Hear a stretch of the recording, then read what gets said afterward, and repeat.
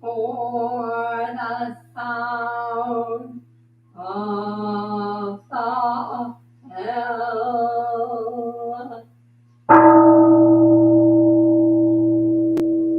Mind calm, body at ease, breathing quiet, sentiment benevolent.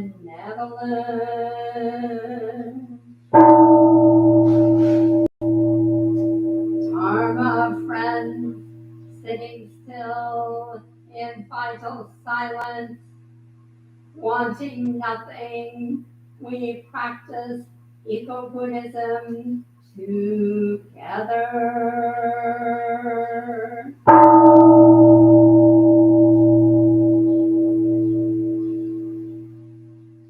The sound of the temple bell booms for all to cease from conflict.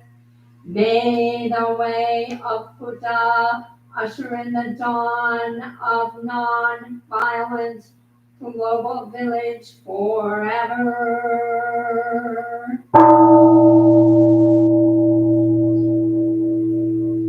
Here is the after sound of the bell.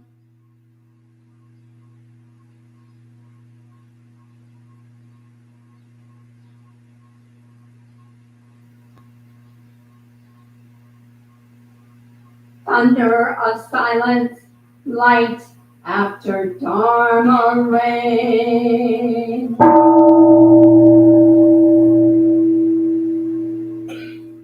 Om Amorga Vairashana Mahamudra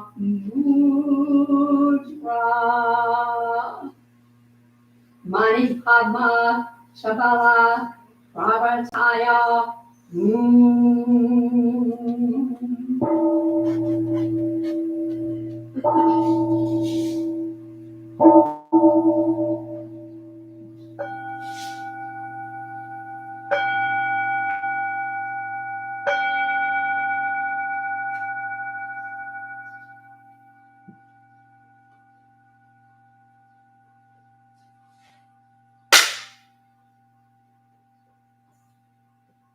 Please rise and recite the three refuges together.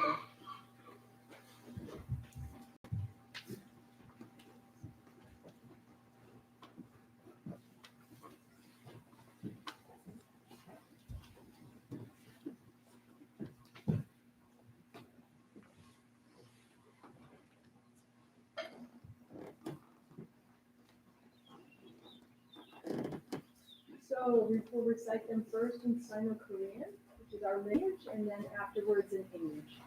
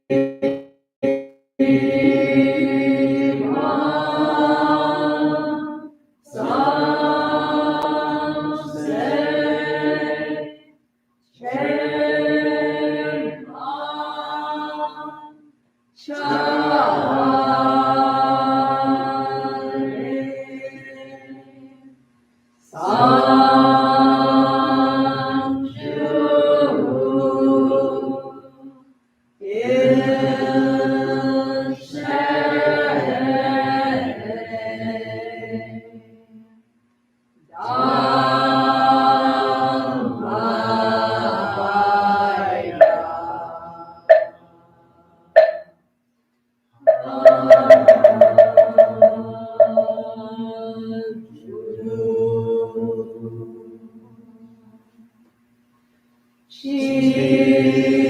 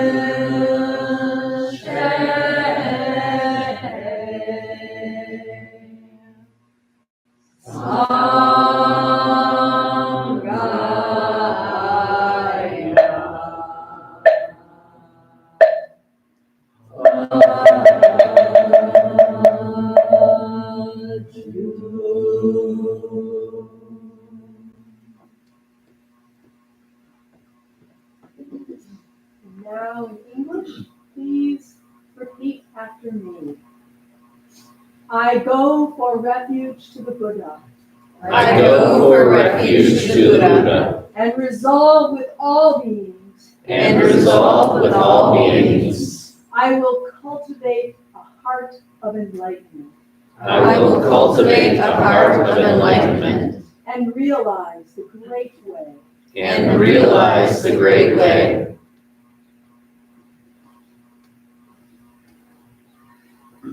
I go for refuge to the Dharma. I go for refuge to the Dharma. And resolve with all beings. And resolve with all beings. I will penetrate the teachings. I will penetrate the teachings. And uncover oceans of wisdom. And uncover oceans of wisdom.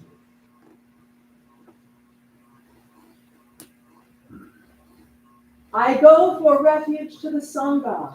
I go for refuge to the Sangha. And resolve with all beings. And resolve with all beings. I will seek peace and happiness for the many. I will seek peace and happiness for the many. And transform this world into Buddha lands unimpeded. And transform this world into Buddha lands unimpeded.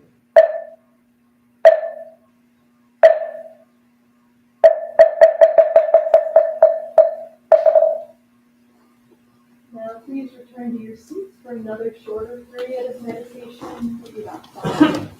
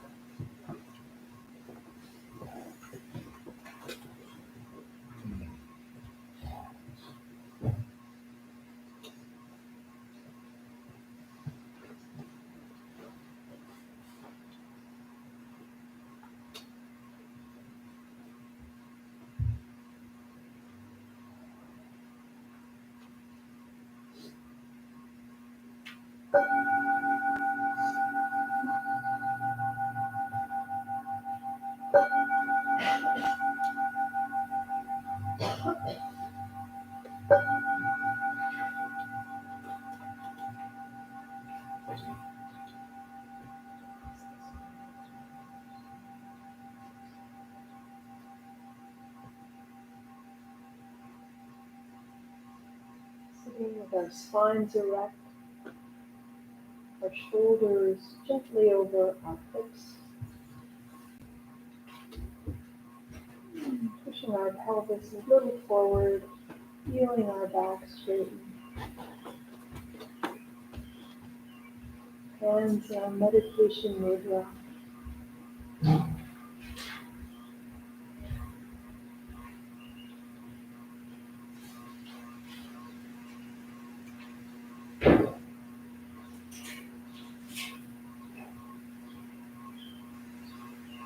Feeling the together action of all of us meditating together.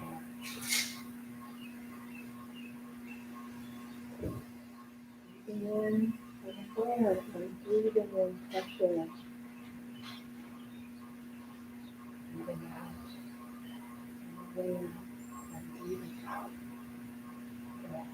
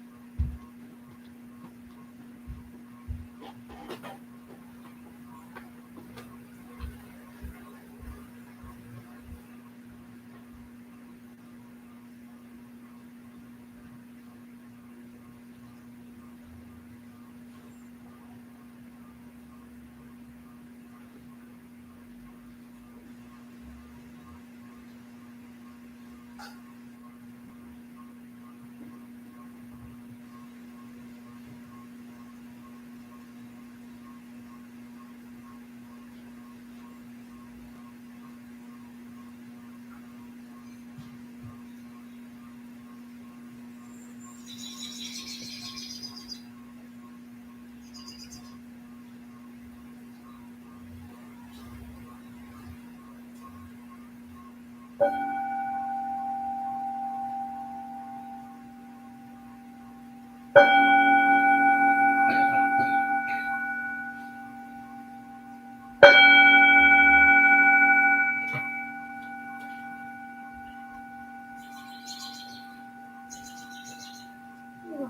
along with me, these gentle stretching exercises, enjoying the embodiment of our practice.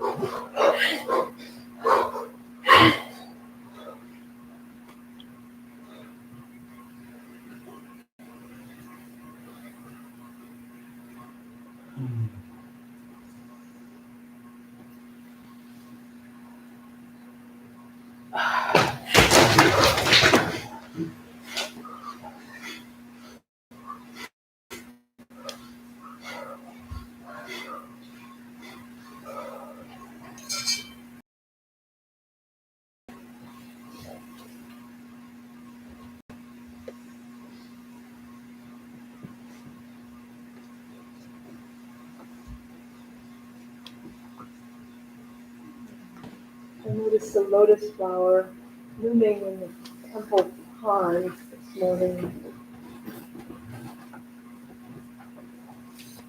And the peonies unfurling, dropping their petals, giving us even more of a chance to sweep up and relax.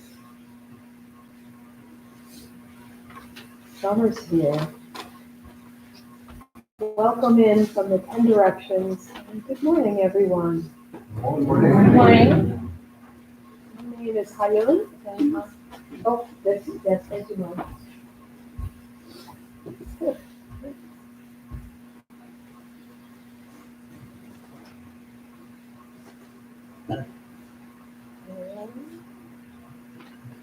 How's that? No? Is that working? Okay, good morning, everyone. So it's Memorial Day weekend. Always a week, kind of holiday of a great possibility, I think. Summer's coming. It's everything's in bloom. It's just Michigan at its finest. It's also the advent of LGBTQ Pride Month. So I thought I might just share a few things with you, and maybe we can have some discussion afterwards. So about, oh gosh, I don't know, long time ago, I sat down with my parents. One of those serious discussions where they're sitting in their chairs, they each have a chair, and I'm sitting there. I said, Mom and Dad, I have something to tell you. So they paused. I don't know what it was going to be, and I said, I'm a Buddhist.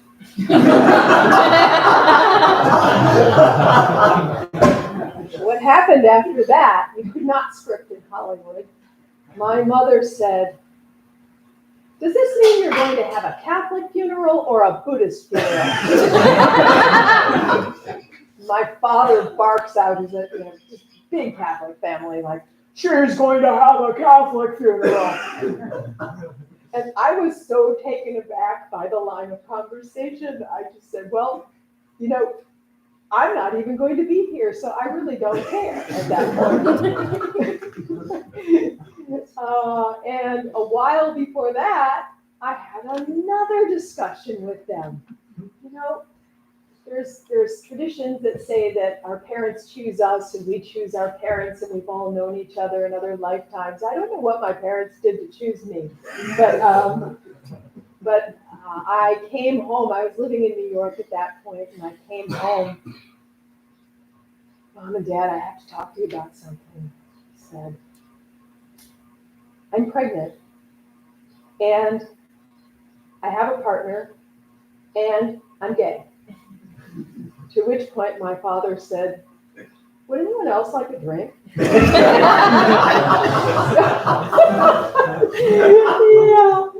So it's just been this magical odyssey, and I couldn't have hoped for anything better. But I wanted to talk a little bit about today about how the whole notion of our identities kind of weaves in and out of our concept of Buddhist non-duality, and how, because each one of us here have an identity that's very unique. One of our main Mahayana scriptures is called the Heart Sutra. It has a magical name. I think it was found on the Silk Road, so it has a magical past, and yet it's one of the most difficult to understand texts that we have. It basically says something to the extent of, form is emptiness, emptiness is form. The same is true with feelings, thought, impulse, and consciousness. I hope that's clear to you all. Sometimes it gives the impression that we're all the same, right? That we're all just this blob of humanity. Form is emptiness, emptiness form. There's really no difference between us. But I think in a deeper reading of the Heart Sutra, it's not saying quite that. It's something more along the lines of, we all have our own precious identity that is us, that makes us the beautiful person we are. And without you, I couldn't be me. Without Ma'un, there's no way Hayun could be Hayun right now. Without all of you here, somehow we are here together. We've made the choice to be here today, and it's a precious choice. But without you, I wouldn't be me, And without me, you wouldn't be you. So it's a little more nuanced. It's not necessarily we're all the same. It's that you are you. And the things that make you unique are precious to you. Wouldn't it be boring if we were all the same? But in fact, what I think it's saying is that without each other, we can't be us.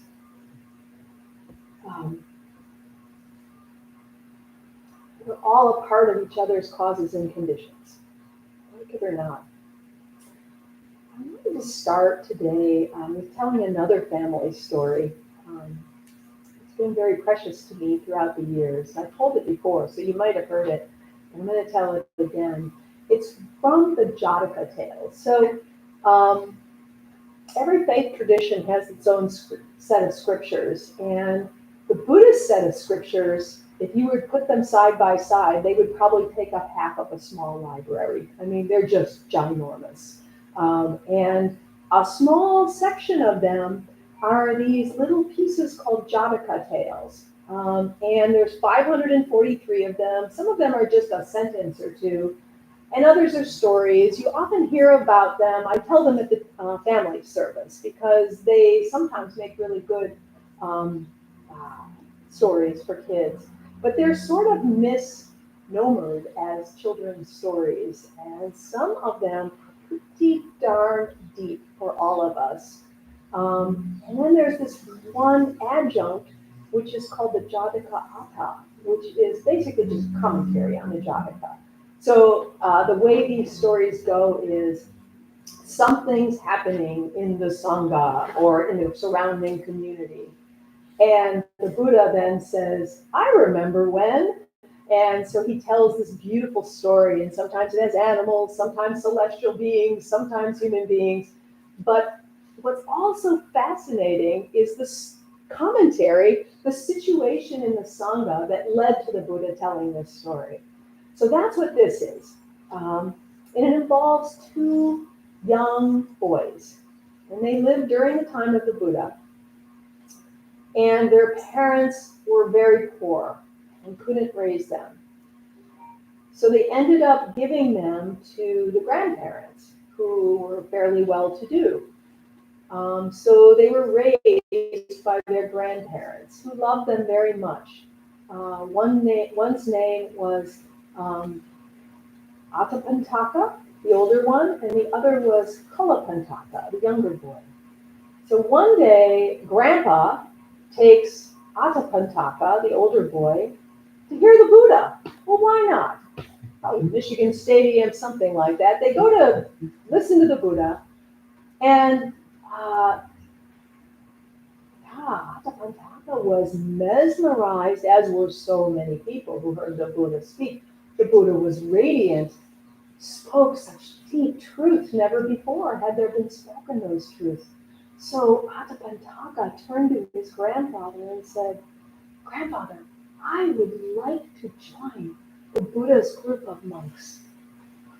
Do you think I could? The grandfather said, I can think of nothing I would like better than for you to go on the path of the Buddha and be with him as one of his monks. So off he went. And he was very talented, very gifted, just really was a wonderful guy, and grew to be like the social secretary of the monks, because oftentimes the Buddha was invited by like big donors to dinner parties, things like that. So he had to troll along with him, all 500 monks. So it was a big job. So one time Atapantaka came home, and he loved his little brother, Kulapantaka, and he said, Kulapantaka, it's an amazing life being part of the Buddha's community. How would you like to come with me? Kulapantaka got very excited. Yes, I'd like that very much, Ata. So they went to the grandfather again and said, Grandfather, I would like to join the Buddha's community. Oh, nothing would make me prouder. Please go. So off went Kulapantaka. So the Pantaka brothers were both there. And they were they loved it. They loved the community and were so in it. There was one problem. So part of a monk's most important jobs that they had to learn to do in order to become a monk was to memorize the scriptures. They had no writing, so it was really up to the monks to carry forward the Buddha's tradition and the Buddha's speeches. So it was a really important thing to do, and it was part of who they are. I mean, kind of like how we meditate, like part of being a Buddhist is meditating. Back then, part of being a Buddhist was actually memorizing. So Kalapantaka couldn't memorize a darn thing. He would try, he'd sit there for hours, and he'd, okay, I have a stanza down. As soon as he got up, poof, it's gone. Couldn't do it. We learned that it was actually from a prior life that Kalapantaka made fun of someone because they couldn't memorize. So in that lifetime, he was destined to never be able to memorize. So be careful what you laugh at someone else about. But it was a big deal. And all the other monks were like, what the hey? I mean, this is your job, brother. If you want to be with us, you got to get with the program. And he just became very down on himself because it was just part of who he was.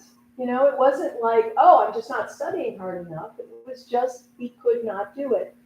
And so what happened is, over time, his brother, who had risen to this esteemed level, was like, oh my God, I just can't handle this, that my little brother is just such an oaf and can't do this. And he became like more and more agitated. He became ashamed of his little brother. He just finally went to him and said, Kalapantaka, you gotta go.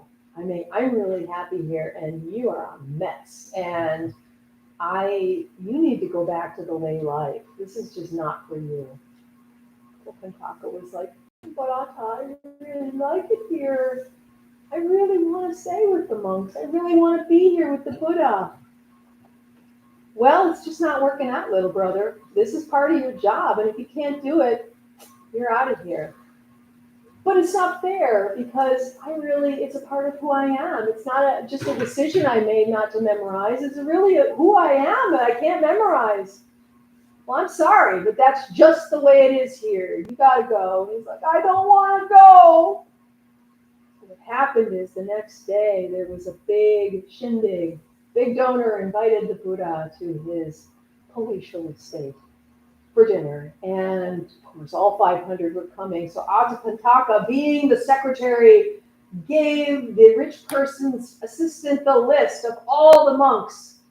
And he says, there is only one who's not invited. And that monk's name is Kalapantaka. Kalapantaka overheard that. Then he went back to his little hut and he just started to cry. And he didn't know another way out. So all the monks go to this big donor's house. Kalapantaka just had a little kerchief. And they didn't have much. So he just was like packing his little things in his hut. And here's a knock on the door. But they're all gone. Who could this be? It was the Buddha knocking on his door. And the Buddha said, Kalapantaka, what are you doing? He said, I'm packing up. Blessed one, I just can't handle it here. I can't memorize a darn thing. I'm no good. I'm just, ugh. And the Buddha sat down on his little straw cot and said, Kalapantaka, your place is here with me. Your place is not out there. I want you to stay.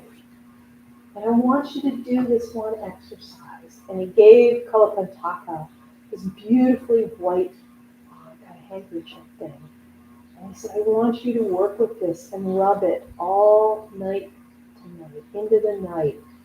I want you to really, really practice with this.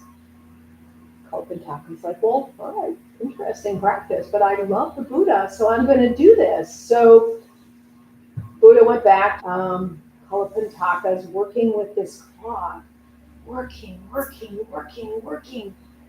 end of the night, he realized the nature of impermanence. What had started out as a beautiful white cloth was all soiled because of his fingers.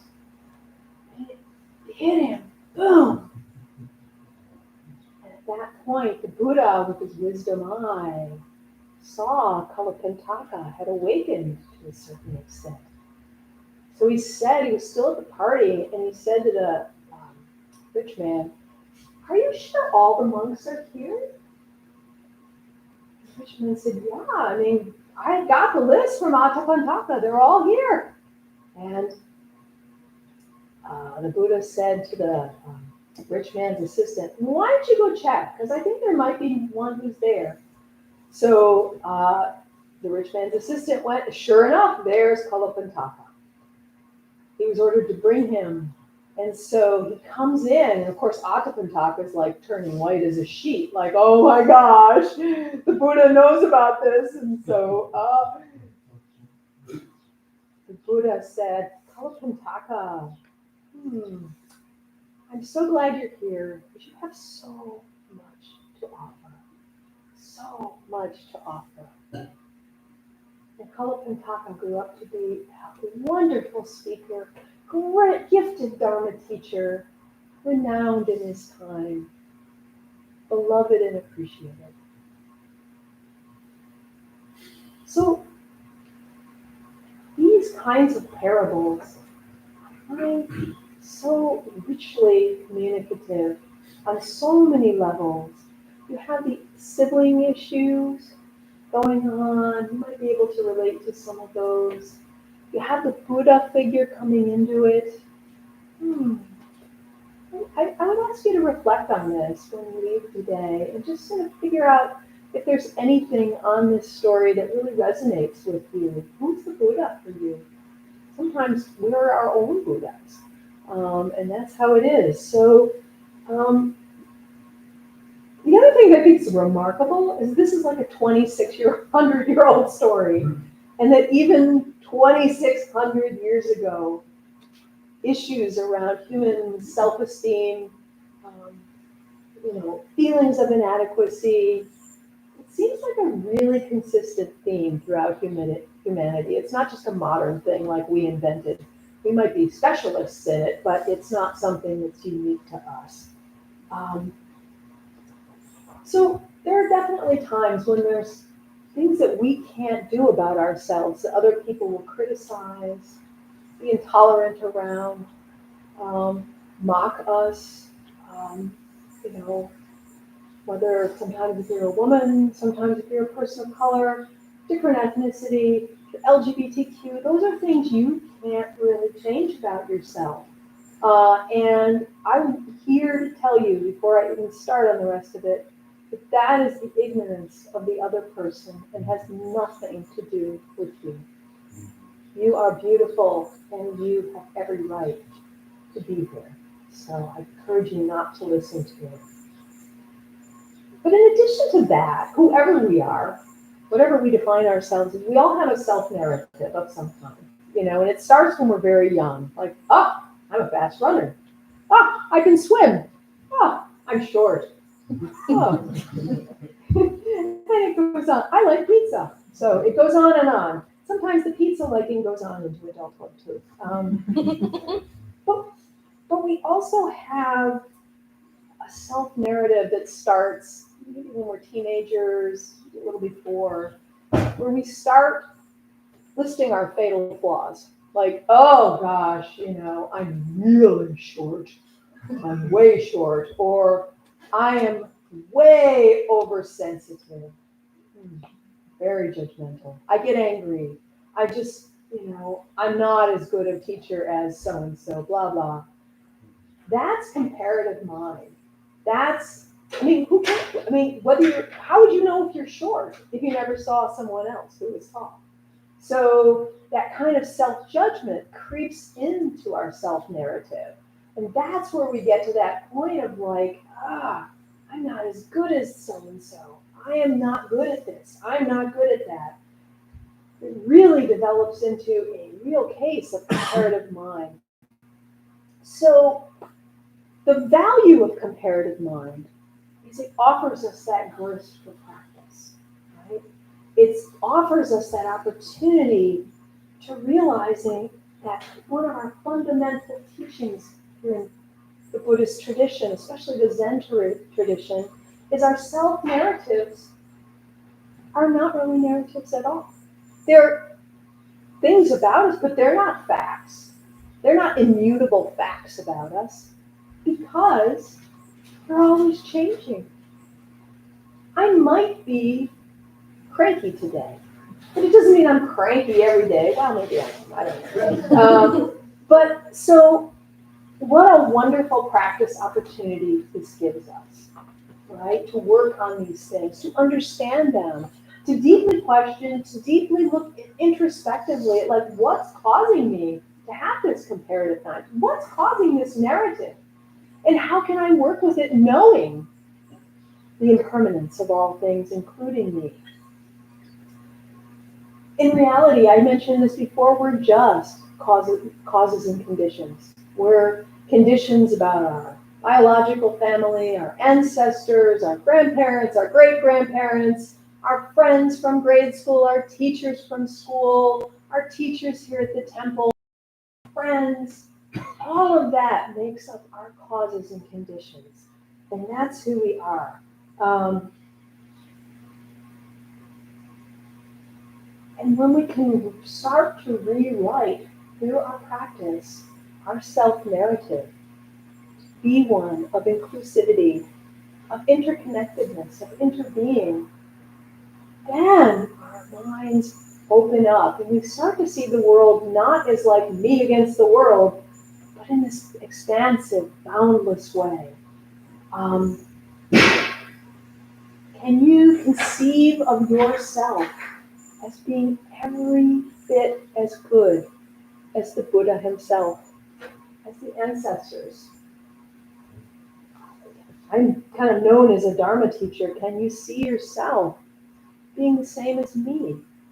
When you think of people like, Pema Chodron, Zenju Earthland Manual, the Dalai Lama, can you see yourself? You're the same. We all have the Buddha nature.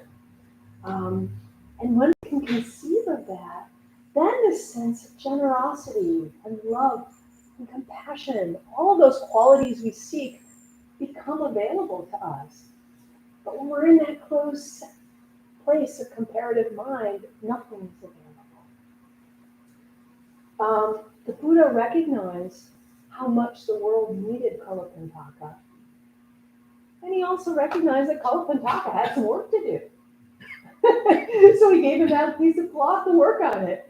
So that's us in a nutshell. We're perfect. We're Buddhas, but we have a little work to do. One of the things that I have been working on a lot lately, gosh, time is running out fast,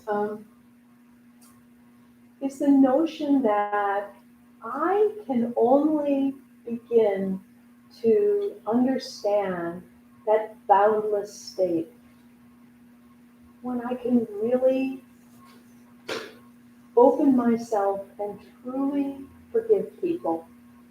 Forgive people who might have done something, put something in the top of the shop, like, I don't want anything in the top of the shop. That's where the teams meet. Or something deeper, interfamily stuff. Where people are very intolerant and say bad things. But I will not be able to awaken in this lifetime unless I can truly reach into myself and find that forgiveness. In the ancient Pali, the word for forgiveness is the same word as the earth. So you're looking at something really solid. Like, there are those country songs like, we bury the hatchet, but we leave the handle out. A lot of us do that, right? I forgive you, but I'm expecting you to do that again. And so I'm not really wiping the shape clean. Well, so, in every faith tradition, you have great stories of forgiveness. We have a couple. I wanted to just share a very short one with you about the Buddha. And so this version I've read of this has a Brahmin who's like angry at the Buddha, and the Buddha doesn't react. But I've read one that I think is embellished, but I like it better. And it's this man comes by and actually spits at the Buddha, and the Buddha just says, "What next?" He had no idea what to say when the Buddha said this. What next? And so the man went by, and the Buddha continued to talk to his disciples, and the man couldn't sleep that night at all. He was just so upset about what he'd done that he let his anger at the Buddha get the best of him. So the next day he went to the Buddha, and he prostrated himself at his feet. And he says, "Oh my gosh, Shakyamuni Buddha, I can't believe I did that. I'm so messed up. Will you please forgive me?" And the Buddha said, "There's really nothing to forgive, because the man who spit at me yesterday is not the man who's prostrating himself today. And the person who was spit on yesterday is not the same person who's sitting here today. So let's not talk about forgiveness anymore. Let's talk about something more real." And I was like, I love that story. I feel like that is letting go in such a way, and you can feel that expansiveness, because it doesn't hook the Buddha. It's not that sort of like, well, I'll forgive you if you do this. If you do 1,000 prostrations right now, it's none of that qualifying. It's really, I see your heart. I see you want to do this. You might mess up again. You probably will. You're a human being. But let's move on right now. And ultimately, there's nothing to forgive. That's one of our Diamond Sutra talks about. There's no gift, no giver. There's no forgiver, no forgivee, no forgiveness. If we really can move to that place, but it's a very hard thing to do. So I have come up with a few things that help me, and then I want to hear from you about ways that you have worked with forgiveness and what has really helped you. So I'll just go through a few. One of the things that's big for me is not pointing fingers at people. Like Thich Nhat Hanh met with some demonstrators years ago at Berkeley, and he says, you're never going to get anywhere unless you stop looking at yourself as superior to these other people. I thought that was really profound, because there are situations in the world now where I really am like, I can't believe, these people are doing this. I can't believe they want war. I go to that place of really judging. And so forgiveness means letting go of that. Letting go of that judging mind. Truly asking yourself, why did I become angry? What's going on here for me? Doing that deep questioning for yourself rather than saying, you made me angry right away. Really questioning what's going on in my own heart. Making friends with our minds. It's a hard thing to do. And, rejecting that idea of a fixed self. Because that's what gets us into trouble. You hurt me. Whew, that's dualistic in a very big way. There was some difficulty here. How can we get beyond this? Because I think what I'm reading in the Buddha's story. And finally, forgiving yourself first, right? Offer yourself that compassion. Nonviolent communication is like that very first thing you do is to come back and give yourself compassion. Otherwise, how can you possibly speak with compassion to others? There's this great Ojibwe saying. Ojibwe is Michigan, northern Michigan. It's one of the tribes. It says, sometimes I go about feeling sorry for myself. Gosh, all the while, I'm being carried by great winds across the sky. So it's that changing from just realize all our while we're being carried by great winds across the sky. We're so much bigger than our stories, the stories we tell ourselves. Taking ourselves out of the equation is a big part of it. solution, I think, for me at least. Realizing that one of the chosen few, we're one of the chosen many. We're all here for that same thing, but lending that flavor to the abundance of the world. Let's just say finally, this world needs you. This Sangha needs you. Let's start forgiving each other.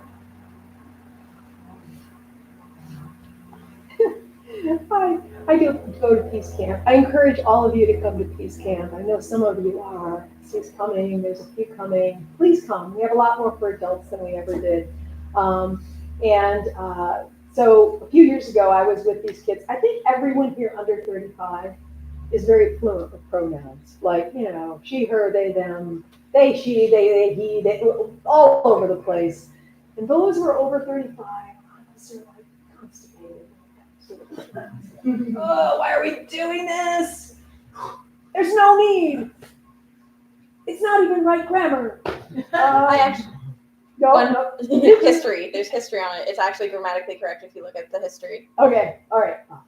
You can tell us more about it. But so anyway, I'm with the first day, the 12 and 13-year-olds, and they're like, boom, boom, boom, boom, boom, like just so fluent in this language of non-duality when it comes to pronouns. And then the next day I was with the grown-ups and she, her, she, him. Why are we doing this? I realized, oh my gosh, I actually think ultimately, if we're really non-dualistic, we could probably go back and forth all over the place all the time. Today, I might be a she, him. Tomorrow, I might be they, them. Who knows? But it's about just releasing that rigidness, that constipation that we get into, and just letting it flow. So that's all I wanted to say today. I wanted to open it up to you all and get your notions of forgiveness and how you have worked with this and how it's helped you to broaden your perspective.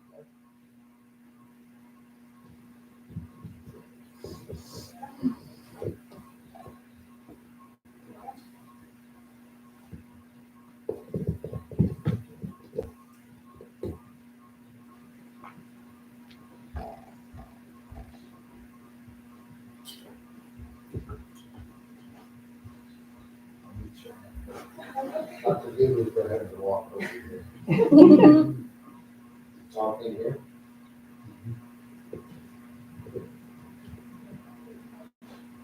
Talking. Oh. So forgive me for not being able to work the microphone too well. But I find that I have a hard time forgiving myself for not being closer to the perfection that Buddha has achieved in this lifetime. But if I can't forgive myself, how can I forgive others, like you said?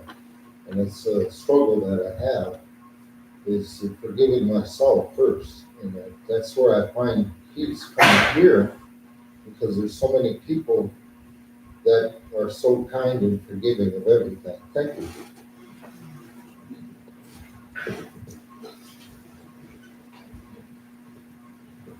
I enjoyed the story this morning. Last year, my 29-year-old granddaughter called me and said, "Granddad, I'm coming to visit you." She stayed in Texas, but she's from here, and most of her family's here. She said, "Granddad, I'm coming to visit you, and I'm bringing my wife with me." And I had to have an open mind for that. And I picked her up at the airport, her wife, and they had a great grandson. He was like 10 years old, and I picked him up and I brought him home. And I learned to treat her with respect and appreciation for that 10-year-old grandson. And I told my granddaughter, whenever you come back to Michigan, if you don't bring him, stay where you at. He was such a joy. But my daughter doesn't approve of her relationship, and that's between her and my daughter. But I told my granddaughter, find your own truth and live it. And that's just how I feel. I'm in my 70s. I ain't got time to have no resentment and hate towards anybody. I don't want to leave this earth with a resentment. So My granddaughter called me yesterday, matter of fact. Said, Granddad, I was just thinking about you and how you doing. And my great grandson graduated from elementary school, and they sent me a picture. And that brought a lot of joy in my heart. Thank you.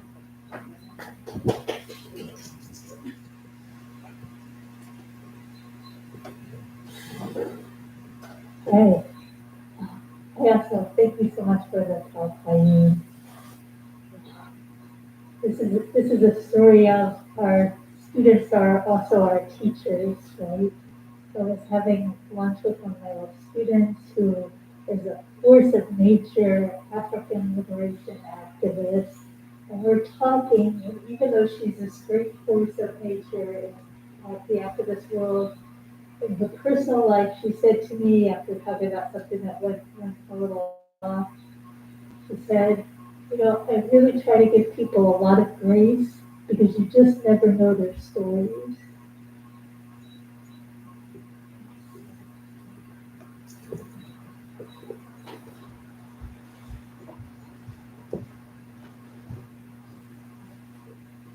Question where you got that story that you originally talked about where the man had no memory.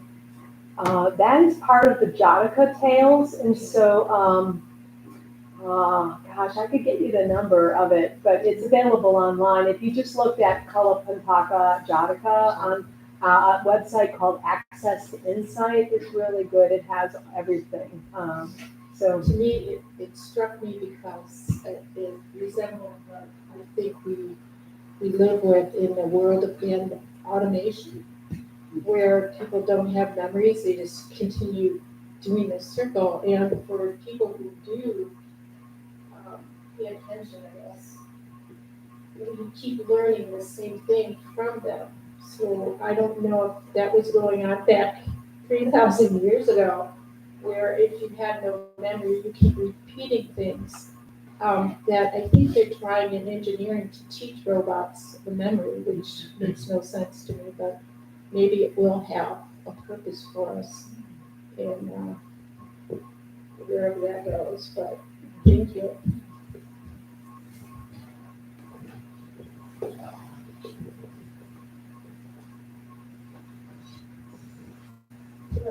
Yeah, thank you for your story. I think for forgiveness, I think about, like first time, like why am I so angry or upset? And then I think about like what my need is behind it. And then I think about the times that I have done the same thing that the other person has done. I'm like, okay, yeah, I've done that to my parents or whatever. And then I think about like what are the consequences of continuing to be in like a ruptured relationship with this person. And I think recently I've been going through this because I have a new relationship and we just have very different like security needs in terms of like housing and money and stuff like that. And it has scared me at first because I'm like, oh, how can I like live with somebody who's doing stuff like this? But then we talked about it and I was like, I have these security needs. And he's like, oh, I've just grown up in a different way. And then, and so just being able to kind of think that at one point I wasn't the way I am now. This is like a new thing. And also like, if I had a ruptured relationship, like what would the consequences of that be for me? So those are the things that I think about.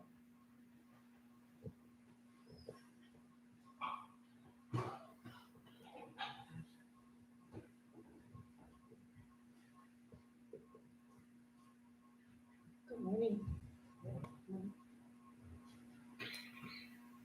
So I was thinking that I think that there are occasions when it's actually more important to honor the intensity of our hurt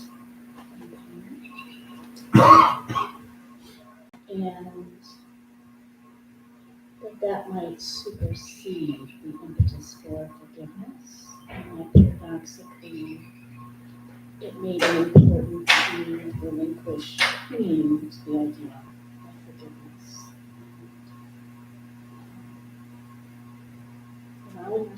to forgive.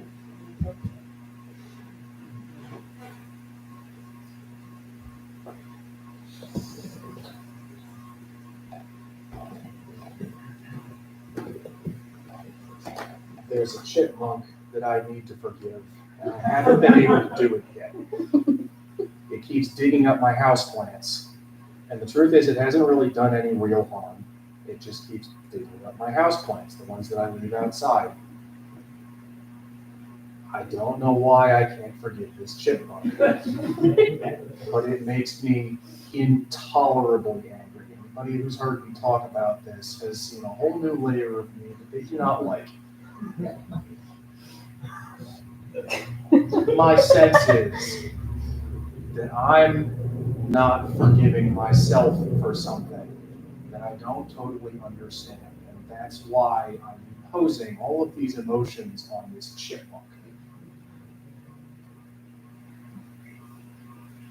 I like what you just said, my son, because if I were to just forgive this chipmunk, I'd never figure out what's really bothering me.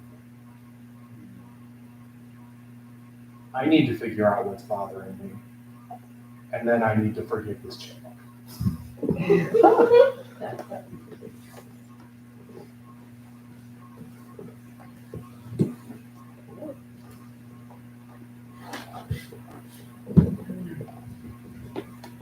Well, thank you all.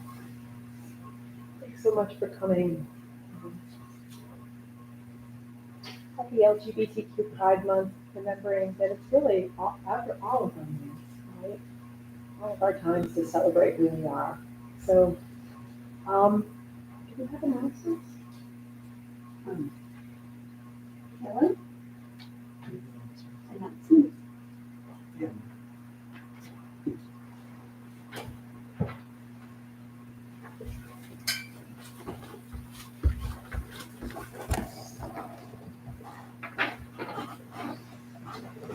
Hello everyone, welcome to the Zenbridge Temple in Ann Arbor. So we have this service every Sunday at 10 a.m. And we also have the family services. The next one is on June 9th. Is that still correct? Well, so that is for everyone. I should actually just clarify that. That is our Liberation of Life service. So we are going to be having that service at Friends Lake. And we're going to be releasing some symbolism of liberation for life. And we're going to be having a service out. Everyone is invited, and we have a van, and we can arrange, kind of car transportation to get out there. And then afterwards, we're just going to have a nice picnic and maybe go swimming. Wow, sounds awesome. Same time though, 10 a.m. It's just out there instead of here. And if for some reason you can't get to there or don't want to get to there, they'll be sitting here too.